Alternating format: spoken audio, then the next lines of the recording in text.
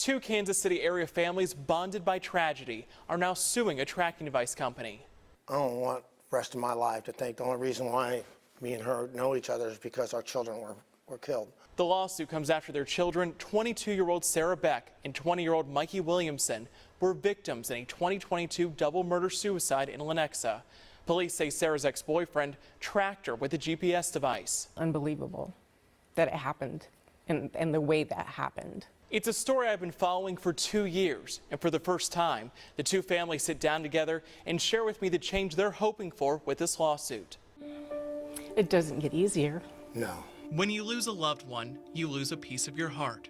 It gets different, but it doesn't get easier. For more than 2 years, Melanie Williamson and Desmond Teal have been grieving the loss of their children, Sarah Beck and Mikey Williamson. I sit at my desk and I have a picture of him there, and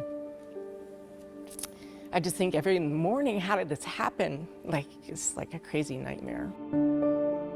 That nightmare began in February of 2022. Lenexa police say Sarah's ex-boyfriend shot and killed Sarah and Mikey before taking his own life. They also believe the ex-boyfriend put a tracking device on Sarah's car, leading him to Mikey's house. I want to know that after this happened that we did something about it. The two parents formed a bond after meeting each other at their children's funerals. That bond has helped them get on a path toward healing and seeking accountability. We're here to bring light onto this. Have something good come from it. Yes. So their deaths are not totally in vain. The two families are now suing Spytech GPS, the company they claim sold the tracking device to Sarah's ex-boyfriend. What is the message you all are trying to send with this lawsuit? We're not going to stand for this. We got to have laws that keep up with technology. People need to understand how dangerous that it is. In this 24-page wrongful death lawsuit, the families accuse the company of designing and manufacturing a device and app which are negligently, recklessly, and intentionally designed for the purpose of covertly tracking unsuspecting individuals. Nick Brand is representing the two families. The wanted outcome is to get some justice for these families.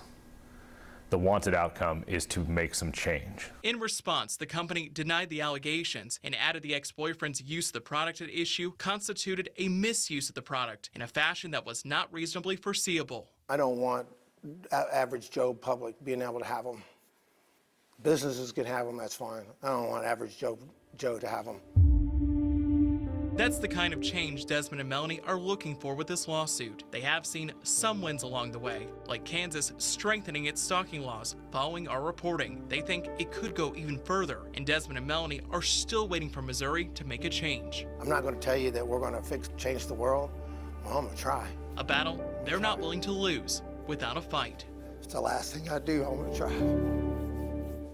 In Missouri, a lawmaker introduced a bill that would ban someone from putting a tracking device on someone's car without the owner's consent. And for the second year in a row, it did not move forward. I also reached out to the attorneys representing the tracking device company. They did not get back to me. For the KSHB 41i team, I'm Cameron Taylor.